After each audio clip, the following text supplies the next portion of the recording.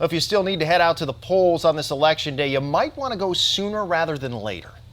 27 Storm Track weather team is tracking a round of severe weather right now that's making its way through southern Wisconsin as we speak. Chief Meteorologist John Ziegler is back with us, so things could really fire up just after 6 tonight, John.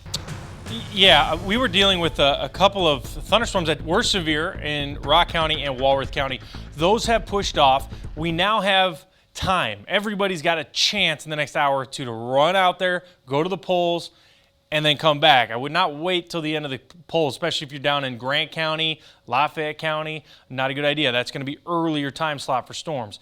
47, raining right now, so we actually have a little bit of a lowered visibility. Temperatures have been very interesting today. 40s are very difficult to have severe weather. Now, we did have a severe storm in the 50s. These are called elevated thunderstorms. They can have hail, but they're not connected with the surface, so they can't have tornadoes. And that's why temperatures matter to have tornadoes. You need them much warmer. Look at this incredible warm front.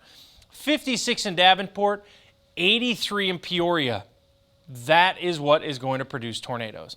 It is very easy in the environment. When you have a rotation like this, you're going to have an incredibly strong warm front, and there's going to be tornadoes firing along here. So this warm front will be leaning north. So I'll be watching this later on tonight. When it hits Platteville, that's our tornado threat. When it hits Madison, that's Madison's tornado threat. And that was the focus point on Friday, was that same boundary. This one's stronger. I think there's going to be more tornadoes tonight in Iowa and Illinois.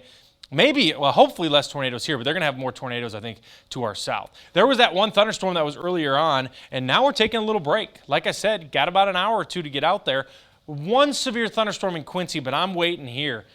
There's maybe the first one developing. I showed you that boundary is actually sitting right here near Waterloo. There you go. There's that moderate threat. Now, the moderate threat does inch its way up into our viewing area. Most of us under an enhanced risk. In Wisconsin, in my opinion, an enhanced risk is a high risk for severe weather. We don't live in Oklahoma or even Iowa. We live in Wisconsin, so we don't see typically moderate or high threats. So we're going to take this one seriously. The enhanced threat on Friday gave us 12 tornadoes. This one with that boundary I'm showing you, also a high threat. Timing of this one, 6 to 11 o'clock. That's for severe weather. It could rain all night long. The hazards here, main hazard is wind. And that is, I really think this one more than Friday. I think we could see a squall line. We did not see one on Friday. Tornadoes still going to be a medium impact. Hail, medium high impact for hail. Flooding is actually now coming up, so I think all threats are at least medium to medium high, all modes really. Now you'll see the wind and hail are highest risks with the red. You'll notice the hatch for the hail. That means we have a chance at tennis ball size hail for everybody. Tornado threat, the hatch risk is my main concern because that is large and damaging tornadoes, EF2 or higher. That comes right into Dane County, so it does include Monroe and includes Lafayette County and pretty much all of Grant County.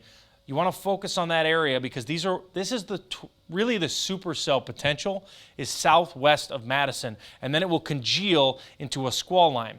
Best chance for severe weather, 6 p.m. to midnight tonight. Look at the wind threat, though. I think we're going to see wind and thunderstorms all the way through tomorrow morning at 9. So storms are going to be going all night long. Temperatures also going to be climbing here. Temperatures continue to warm. That's why the threats really come up later tonight. And by 3 a.m., it will be 58. We're in the 40s right now. I want to show you the supercells and why there is that hatch risk in southwest Wisconsin. This is a supercell. 6 to 7 o'clock comes into Platteville. That's why that area's got that hatch risk for that storm. Then as we go to 9, see how it blobs out? There's a lot of reasons behind this, but what happens after that is it wants to form a nice, what we call QLCS. I typically call them just a squall line. Really, it's a bowing. You see the bow and arrow shape?